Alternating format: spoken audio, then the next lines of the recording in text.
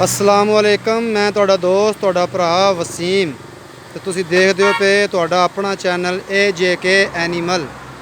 अज असी गलियाना खारियां दे नवाई गाँव आए हाँ ते मेन रोड है गलियाना खारियां दी ते असी जनाब कुर्बानी के जानवर न उनका मतलब इनफॉर्मेशन अपने नाजरीन नाल शेयर करांगे। मज़हर अब्बास इन्हां दे जनाब मालक न ते उन्हां कोलों मज़ीद तफसीलात लवांगे।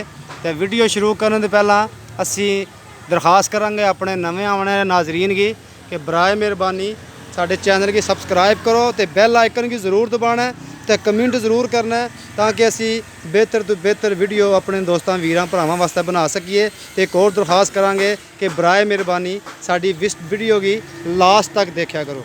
तो मज़हर साहब को इन्हारे मतलब पूछांगे, इन्हारी कीमत मतलब पूछांगे ताकि जे साढ़े किसी दोस्त भरा वीर की जानवर चाहिए होन तो वह मज़हर साहब का असी नंबर डिस्क्रिप्शन भी देंगे तो मज़हर साहब उसका नंबर जोड़ा अपना वो वीडियो भी बोल देंगे।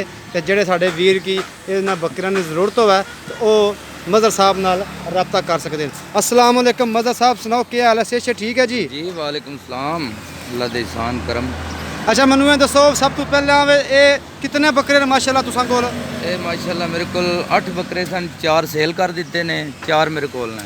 मतलब 8 बकरे सन तो 4 सेल करते हैं कि 4 तुसां कोल न? जी जी। ते माशाल्लाह ये जेह्ड़ा बकरा साडी स्क्रीन नज़र आंदा पिया जी जी। ये इसकी क्या डिमांड है? ਇਹਦੀ 33000 रुपये डिमांड। इसकी 33000 रुपया डिमांड है। जी जी। अच्छा तो कोई साडे वीरां भरावां वास्ते कोई लैस हो जाएगा? इंशाल्लाह जनाब। मतलब साडे जेह्ड़े दोस्त वीर भरा जेह्ड़े न ओह बकरा पसंद करन ते इसदी डिमांड जिहड़ी है 33000 रुपया है। ते चलो उहदे च 500,000 इतनी कंसेक्शन मज़हर साहब दे कोल हो सकती है माशाल्लाह। अच्छा इसदी उम्र माशाल्लाह कितनी है जी? ਇਹਦੀ 1.5 साल उम्र है। इसकी 1.5 साल उम्र है। ये 1.5 साल का बकरा है जी माशाल्लाह, बहुत ही प्यारा बकरा है। अल्लाह की उम्र से बरकत आ फरमाए। तो मज़हर साहब ये जेह्ड़ा बकरा है माशाल्लाह इसकी कितनी उम्र है तो इसकी डिमांड कितनी है? 14 महीने दे, ਇਹ ਵੀ 33000 रुपये ਦਾ। मतलब ये 14 महीनों का है तो यह भी 33000 का है। इधर इसकी नस्ल केड़ी है? ਇਹ ਆਰਾਮਪੁਰੀ। रामपुरी। तो यह जो बकरा सानू दस्सिया इसकी केड़ी नस्ल है? ਇਹ ਪਹਾੜ ਦੇ ਲੱਗਦਾ। ये पहाड़ी है माशाल्लाह जी। अच्छा यह जो बकरा है जी माशाल्लाह बहुत प्यारा जानवर है भी। तो इसकी क्या डिमांड है? इसकी नस्ल केड़ी है? 30000 रुपये। 30000 रुपया। तो इसकी बावलपुर। ये भावलपुरी नस्ल है जी। इस बकरे की जी 30000 रुपया डिमांड है तो भावलपुरी नस्ल का है माशाल्लाह, बहुत ही प्यारा जानवर है। तो जिस साढ़े वीर भरा की ये बकरा चाहिए होगा तो वह चौधरी मज़हर साहब नाल रब्ता कर सकते हैं। असां जगह दस दी है मेन रोड गलियाना नसीरा, ठीक है जी। नसीरा रोड है तो गलियाना जगह का नाम है। अच्छा मज़हर साहब माशाल्लाह यह चौथा बकरा है ये केड़ी नस्ल है? इसकी क्या डिमांड है?